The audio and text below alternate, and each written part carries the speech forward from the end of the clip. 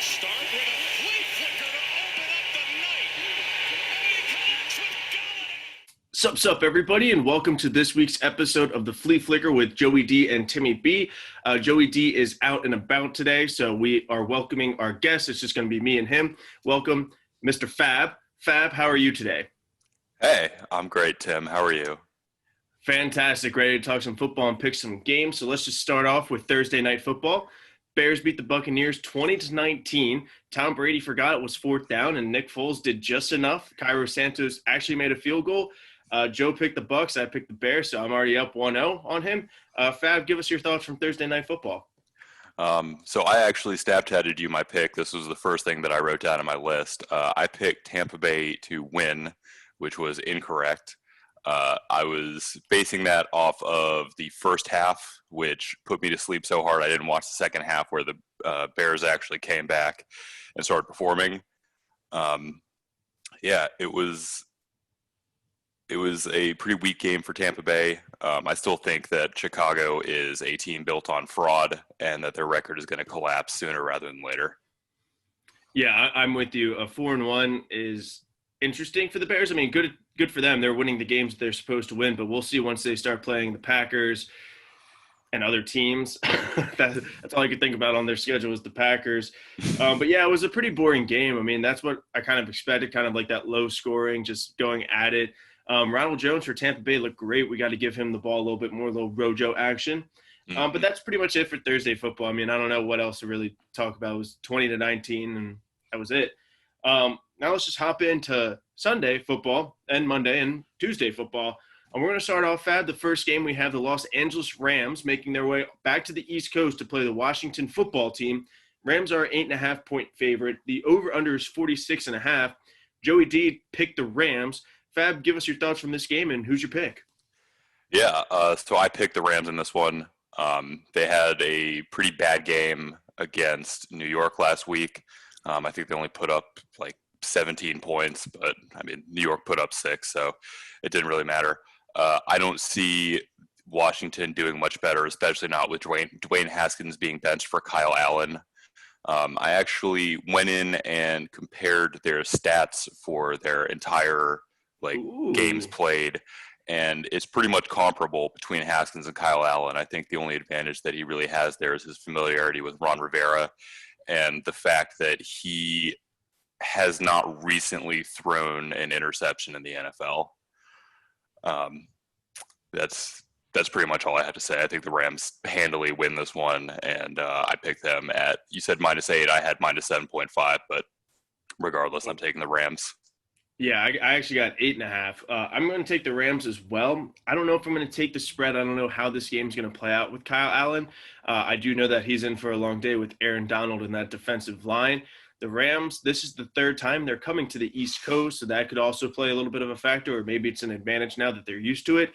But I do think that they bounce back with a win. I just don't know how much. I'm interested to see Kyle Allen and see how quickly they realize, okay, Dwayne Haskins is still our quarterback, but, we just need other pieces. It's not our quarterback that's the problem. It's the rest of the team.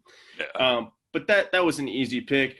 This one should be another easy pick, at least for some people. Next up, we have the Jacksonville Jaguars at the Houston Texans. Now without Bill O'Brien, Romeo Crennel's doing it again in Houston as the interim head coach. Houston is a 5.5-point home favorite. The over-under is 55. Joey D picked the Jaguars. So, Fab, what are your thoughts and who you got? Yeah, I'm picking the Jags too. I know that you have, a 1-15 prediction for them? Yes, sir. Oh man, yeah, I think they're gonna blow that up this week. I don't see any way that Houston can conceivably win this. I'm thinking that James Robinson for the Jaguars goes off harder than he did against Miami, and I think the rest of their team just does enough to keep him in the game. Houston is just garbage right now. I hope Romeo Crennel can do something interesting, something at least a little more fun to watch than what Bill O'Brien has been putting on the field, but I don't see them winning this at all. Yeah, so I picked the Jaguars to go 1-15, so I legally have to pick the Texans just as long as the 1-15 is in play. I'm very interested to see, the team, apparently they all hated Bill O'Brien, which I think everybody in America did. I guess maybe except for like Deshaun Watson and Laramie Tunsil with all the money that he gave them. But I'm interested to see how the team kind of responds to that firing, being like, okay, like he's gone, like the cancer is out, like let's go, let's do this. So I'm going with the Texans. I agree with you. I think James Robinson's going to have a great day for the Jaguars, but unfortunately that's about it. Houston's going to pick it up. They're going to get a good victory against the Texans. And now, Fab, you're wearing a Christian McCaffrey jersey. You have a Panthers hat on. And that's the next game we're going to talk about. We have the Panthers at the Falcons. Currently, I have no spread. It's a pick 'em. And then the over-under is at 54, so I'll let you have the floor. It's your team. What do you think about the Panthers and the Falcons? Oh, man. I mean, I don't see how you could even try and defend picking the Falcons in this game. Carolina's hot. They're coming off 2 wins, and it seems like they're really coalescing after Christian McCaffrey went down with his injury. Since day one, Teddy Bridgewater's been spreading the ball around, and it looks like he's found Robbie Anderson to be his number 1 receiver. Mike Davis has been filling in admirably for Christian McCaffrey, and the defense has been playing pretty well. They've gotten a few takeaways, and they're looking like the I think it was called Thieves Avenue back in like 2014, 2015, when they were actually in the playoffs regularly. Meanwhile, Atlanta is spiraling. Dan Quinn has just completely lost any hope of having a job after this season with Atlanta. At least I hope so, and I think most of the people in Atlanta do too. They can't get anything going. Todd Gurley had 2 touchdowns last week, but it was a 16-point game. He was their entire offense. I don't see this being much of a problem for Carolina. Yeah, and you alluded to it, with Christian McCaffrey going down. Panthers are 0-2 with Christian McCaffrey, 2-0 without. So I got to ask you as a Panthers fan, are the Panthers better without Christian McCaffrey? I don't think that they're better without him. I think that with a new quarterback and a new system, everything is still kind of being worked out. I would say that the feeling is more so that DJ Moore has been kind of forgotten instead of Christian McCaffrey. I think that when he comes back, he's going to find a team that has a lot more chemistry and is a lot more able to use his talent the way that it was when it was Cam Newton and Ron Rivera running things. Yeah, absolutely. And we hope Christian McCaffrey can get back on the field soon. He's one of the best running backs in the game, even of all time, with all of his talent and his ability. So got to get him back on the field. I'm going with the Panthers as well. You just can't pick the Falcons right now. I would like to see the Falcons just go up 30 every game and blow it. It's very entertaining. I think Teddy Bridgewater could do it. It presented that situation, but I really like this Panthers defense right now, the way that they've been playing the last couple of weeks, especially with a lot of rookies, a lot of young guys, Matt Rule bringing in, drafting all defensive players. So very excited for this Panthers defense. I think they're going to do well with the Falcons. Over under, I kind of like the over in this game. I do think that the Falcons will move the ball a little bit. It's probably going to be very close, very similar to last week's Panthers game with the Cardinals. It was right at 54, the same, and it hit in the fourth quarter. So I expect something like that, like a 24-17. That wouldn't hit the over. That would be way off. But it would be something like that, both teams get around 20 points. One team, does a little bit better. So we'll see about the over. Maybe I'll tease it, maybe not. But next up, Fab, we got the Las Vegas Raiders at the Kansas City Chiefs. The Chiefs are a 13-point home favorite, and the over-under is set at 55.5 points. What are your thoughts, and who you got? I think it's definitely hitting that over, but I don't see any way that I could pick against Kansas City in this.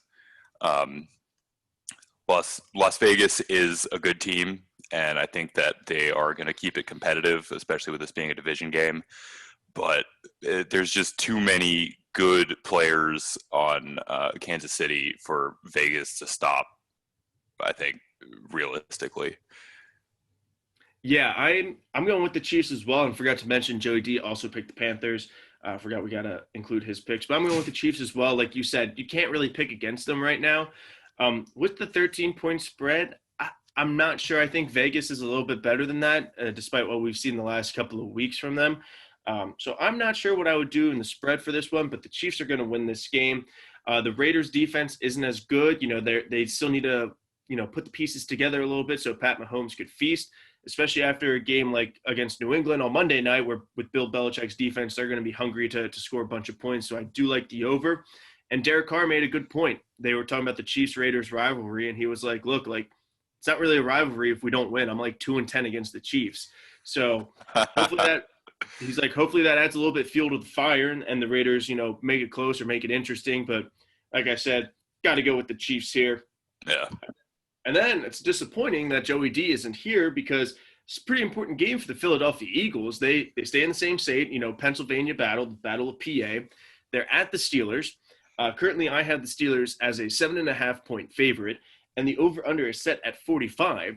I would have loved to hear Joe's thoughts, but Fab, since you're here, what are your thoughts and who's your pick? I'm also picking Pitt. I have them at 7-point favorites. I don't think the over is going to hit in this one.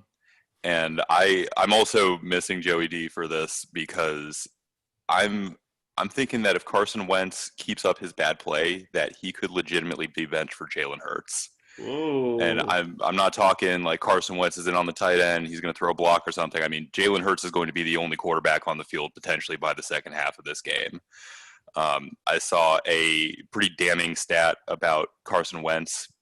He is the least accurate quarterback to start 2020 that has not been benched. The two ahead of him, too. Yeah. Yep. The two ahead of him, Dwayne Haskins, Mitch Trubisky, out. It feels like Carson Wentz has to be next. I know that their team has been like decimated. They don't have Alshon Jeffrey. They don't have Deshaun Jackson. Their running game is decent, but I mean, he can't throw the ball. Like Joe has said it weekly. And I think that Pittsburgh is actually going to have a benefit from that unexpected bye week last week. I think they're going to be a little bit more fresh, and they were already the better team coming into this.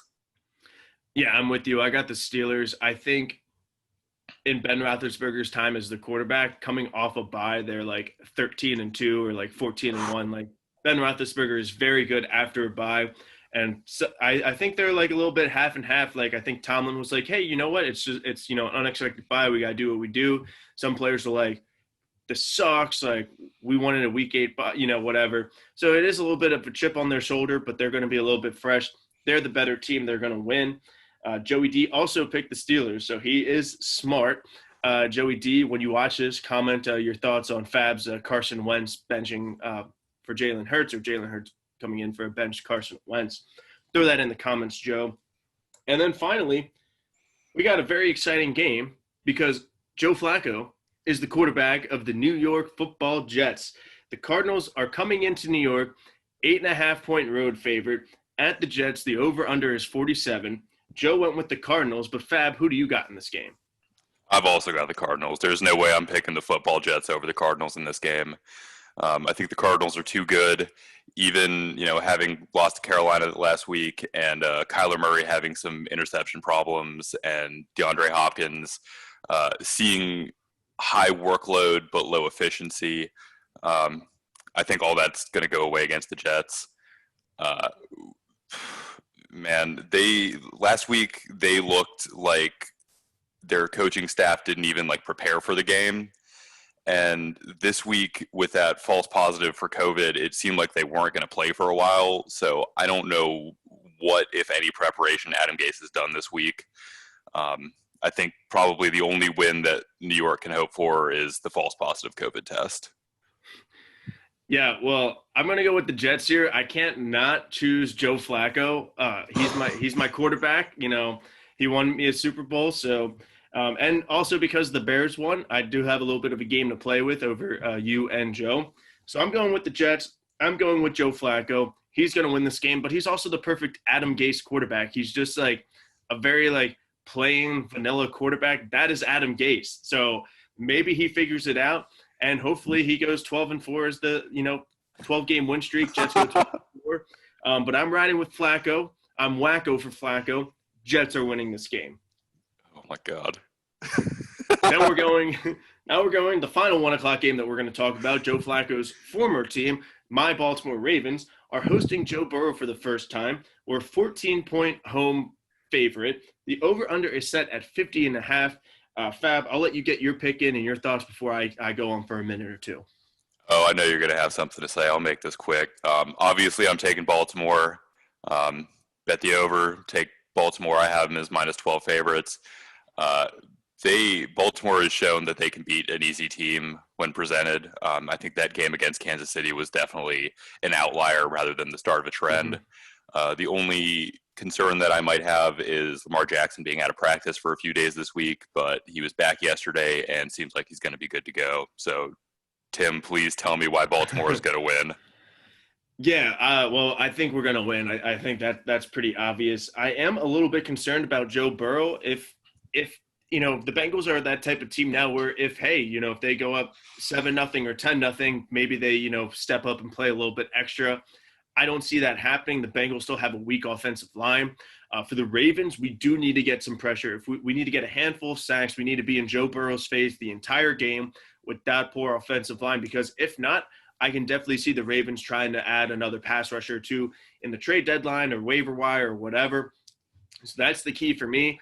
I'm not too worried about Lamar Jackson not practicing. I think Wednesday was a knee. We'll blame FedEx Field and that awful grass. And then Thursday was just an illness. I believe he had a little stomach ache, but yesterday he said he was 100%. I trust my guy. So we're going to win this game. 14 sounds like a lot, at least for me. You had 12. I probably would take 12, but 14 just seems like a lot for me in this game. So I think we'll get close. I think we're just always going to be up like 10-14. And, if we cover, we cover. If not, we still get the win. So that's it. But very excited for Joe Burrow. Once he gets an offensive line, he's going to be a problem in the NFL. And I'm not looking forward to it as a Ravens fan, but it's a couple of years away. Now we got the 4:00 slate, Fab. We got Miami Dolphins and Ryan Fitzpatrick still the starter. At the San Francisco 49ers yesterday, Kyle Shanahan announced that Jimmy Garoppolo would be starting for the 49ers. That puts him at a 10.5-point favorite with the over-under at 51.5. Joe picked the 49ers. He also picked the Ravens, obviously, but he picked the 49ers. Fab, tell us about the Dolphins and 49ers.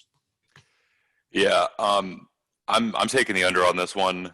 I think San Francisco is going to win. I thought they were going to win before Jimmy G was announced as the starter, but now I think they definitely are.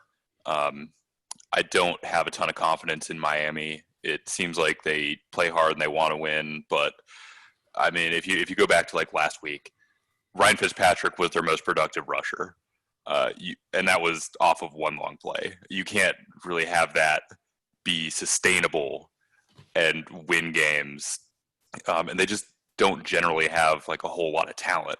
I think that what they have, they're doing pretty well with, but it's not going to be a very difficult game for San Francisco, even missing Nick Bosa. I think if potentially this could be another mid-game benching if we see Ryan Fitzpatrick starting to flame out a little bit. Maybe we see Tua this week, but regardless if he's playing quarterback for Miami, they're not going to win. Yeah, I'm with you. I think the 49ers are going to win. I do like the under as well. I think in Jimmy G's first game, it's going to be a very calm game. It's just going to be a 20-10 type of game. Like, let's just get up and coast.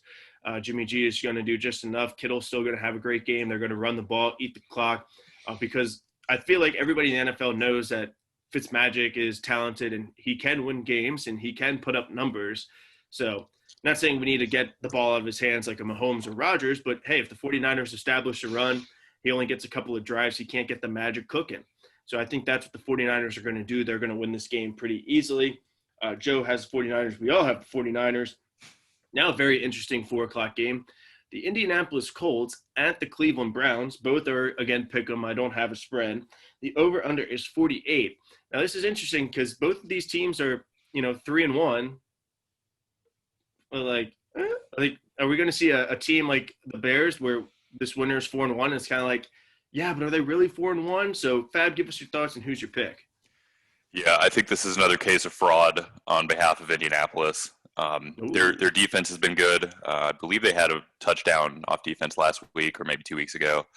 But we just saw Cleveland beat Dallas and score 49 points in the process. The Colts against Chicago didn't break 20, and all the points but 7 came from one touchdown. Phillip Rivers hasn't been efficient, especially in the red zone. Their running game hasn't done much, and now now Cleveland is using Kareem Hunt as their RB1 with Nick Chubb out. I don't see any way Cleveland loses this. I did have a spread when I picked it. It was +1, so basically the same. But Yeah, taking Cleveland and Cleveland and the under. Yeah, Joey D and I are going to have to disagree with you, Fab. I'm going with the Colts. So did Joe. Let me actually spell Colts correctly. There we go. I think the opposite. I'm not a believer in the Colts, but I think the Browns are more of a fraud, let's say, than the Colts.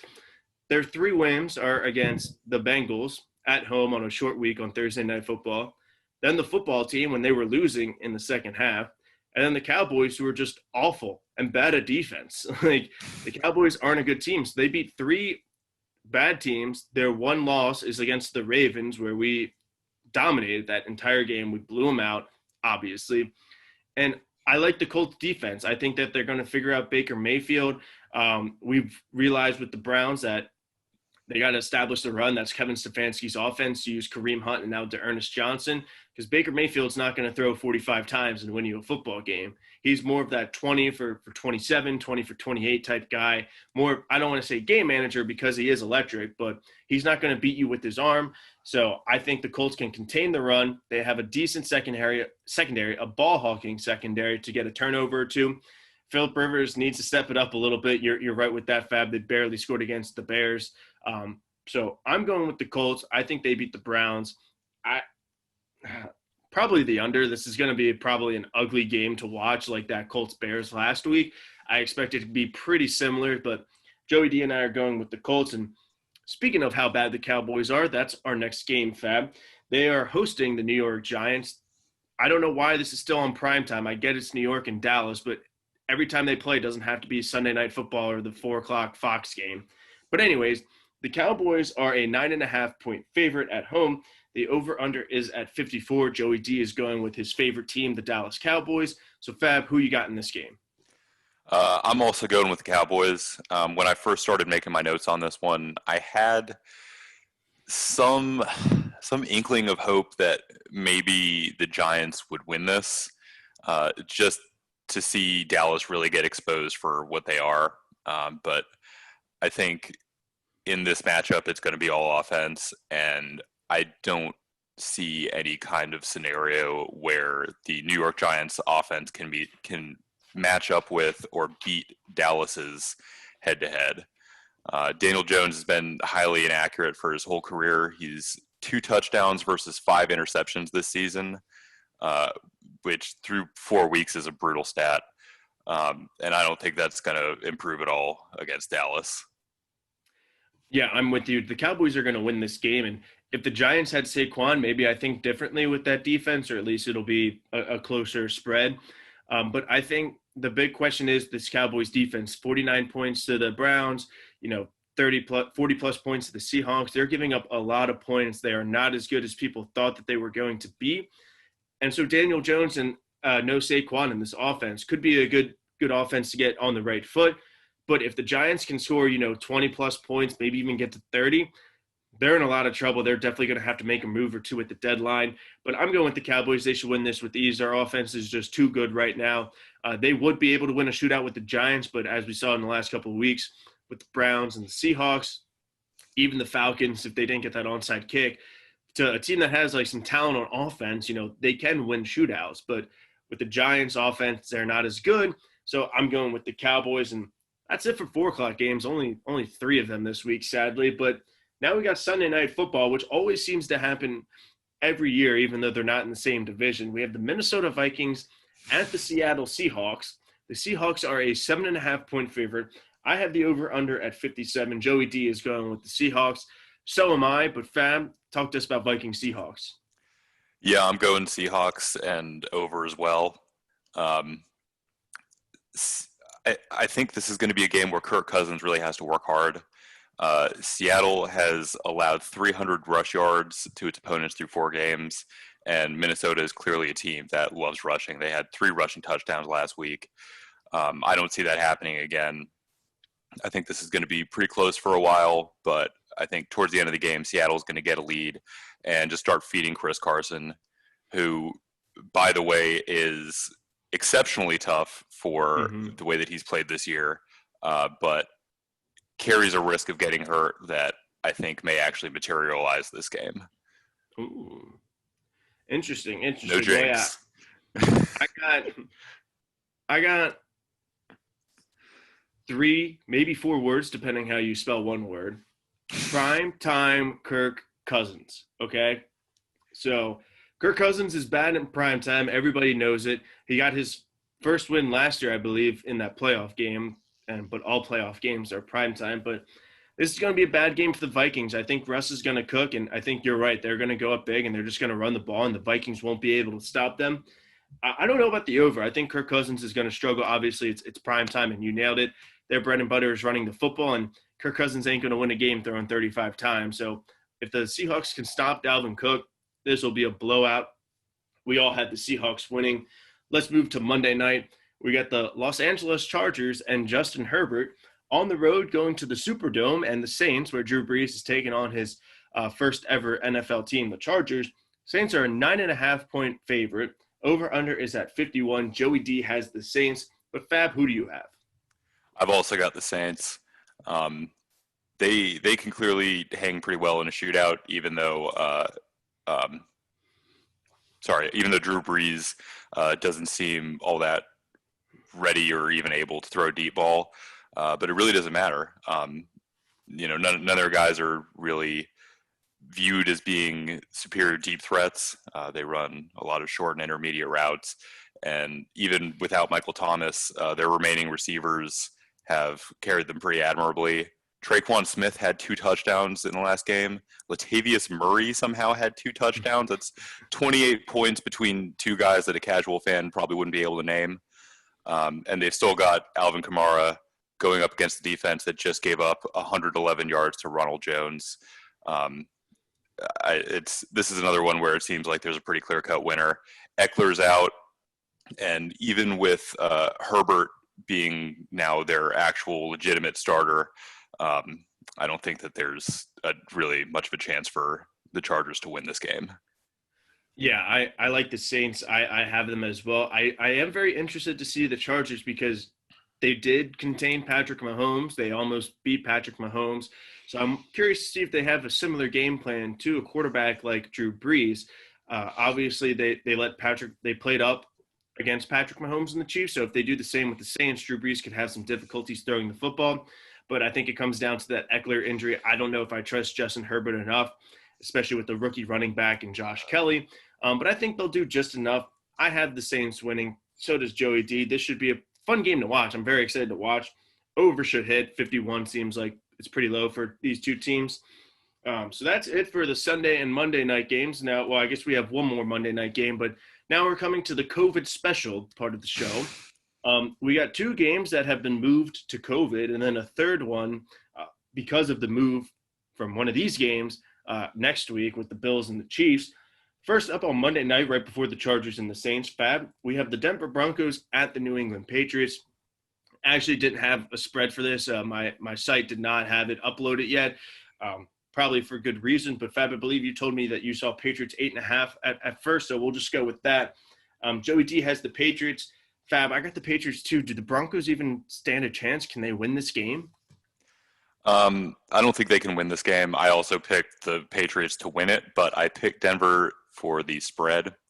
I look at this as a game where 2 bad quarterbacks, let's not call them bad, they're backup quarterbacks. 2 backup quarterbacks are going to face off on teams that are otherwise stable. So I'm looking at it from the point of view of everybody else but the quarterback. Who seems to have a better team? And outside of coaching, I think in terms of raw talent, Denver has a stronger team. They have more receiving weapons. Their running backs are now healthy. They've got Phillip Lindsay back. They traded for Melvin Gordon in the offseason. We can actually name their tight ends. And, their defense, even without Von Miller, is still pretty strong. So I think it's going to be close. But I do see New England shutting down Brett Rypien. I think they're just going to confuse him on defense, and I don't think that he's going to play very well. But they're going to do enough to keep it close. Yeah, I'm with you on that. I think that was a good analysis that if you just kind of take away the quarterbacks, Denver does have a lot of raw talent, but I can't not pick Bill Belichick the way that he brought in the defense to Patrick Mahomes. He put his team in a position to win the game, which nobody thought. everybody thought the Chiefs would just blow them out. And, the score would suggest otherwise. But, that was a close game the entire time. Like, Patrick Mahomes was struggling, and I think with a young backup quarterback like Ripien and some young wide receivers, even without Gilmore, they aren't going to be able to move the football. I'm going with the Patriots as well. And then the last one, the Buffalo Bills and the Tennessee Titans, the COVID team of the NFL, Tennessee Titans. They're hosting the Buffalo Bills. I would imagine the Bills would be a very small favorite, or this is a pick 'em. Granted, both their teams' records. Joey D has the Bills. Fab, talk to me about Bills Titans for a little Tuesday night football action. Tuesday night. Oh, God, what a treat. Yeah, I've got the Bills in this one. I couldn't find a spread either, but I think it is going to be a pretty close game. If you look at the strength of each of these teams, I think their offenses line up pretty well. But Tennessee's defense is striking me as more of a glaring weakness than Buffalo's. If you look at the 3 games that Tennessee played before their bye week, they didn't win a single one of those by more than 3 points. A field goal would win or tie the game for the other team in every one of their last games. And I think Buffalo has the momentum coming into this game. They've gone 4-0. They haven't had like a weird 2-week span of like, are we going to play? Are we going to have to forfeit these games? What's going on? They've been able to go in their buildings. They're going to be more prepared for this. I see Derrick Henry doing pretty well. I'm thinking probably another rush TD for Josh Allen, but on the whole, it's going to be a Denver victory.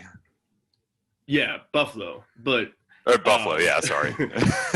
yeah, I got the Bills too. So does Joey D. I think you nailed it. I think the Bills are just the overall better team. The Titans defense is giving up 30 points per game roughly, or I guess after Denver, it's 30 and 30 to Jacksonville and Kirk Cousins.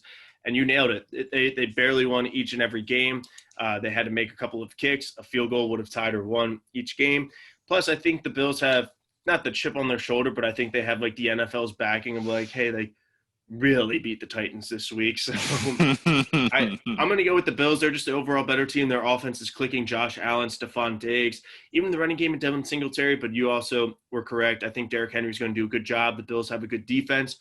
But if you can take one of, Tannehill and Jonnu Smith and A.J. Brown out, you can handle Derrick Henry. Likewise, if you can take out Derrick Henry, but, you can handle Tannehill, Jonnu Smith, A.J. Brown. I think the Bills win this, but that wraps up week 5 of the NFL season. We got some games on Sunday, Monday, and Tuesday. So, Fab, thank you so much for being our guest and, I guess, substitute for Joe since he couldn't make it. Do you have any final words about the week or what you're excited to see? Any final thoughts? Yeah, I'm excited to see Carolina get a winning record after this week. I'm excited for the Kansas City Las Vegas game. I think that one's going to be pretty good. And more than anything, I'm excited to be here. This has been a real privilege, and I'm glad that you wanted me on here. This was a great time, and I appreciate it. Absolutely. Well, thank you for coming on, and thank you for doing the 2-man show. I know it was a little bit of a late notice, but if you want to be like Fab and become a guest on the show, or the Joey D substitute, or even the Timmy B substitute, if I can't make it, you got to like this video with that thumbs up button. Then you got to subscribe to the channel, and then you got to comment your pick of the week. Could be just a straight up winner, could be spread, could be the over under, could be an underdog. I don't know. Could be Joe Flacco. So if you pick the Jets and Joe Flacco, you might be next week's guest. But also next week, we have the Flea Flicker Bowl with the Ravens and the Eagles. So you definitely want to be the guest on this show to mediate or be the mediator between me and Joe for this game. Watch our weekly episode on Tuesday or Wednesday or Thursday, about recapping the week. We'll go over all of our picks. We'll see how we do. Fab, the bar is set from our guests, Craig and Josh, 9-5-1, and then 9-5. Do you think you're going to do better? I'm going to blow them out of the water. Awesome. Well, we're pretty similar on most of our picks, except for Joe Flacco winning the game, and also the Texans and the Colts and Browns. So a couple of games that we'll really be paying attention to. But yeah, that'll do it for this week's episode. Everybody enjoy your football weekend and Monday and Tuesday, and we'll see you next week. Bye-bye.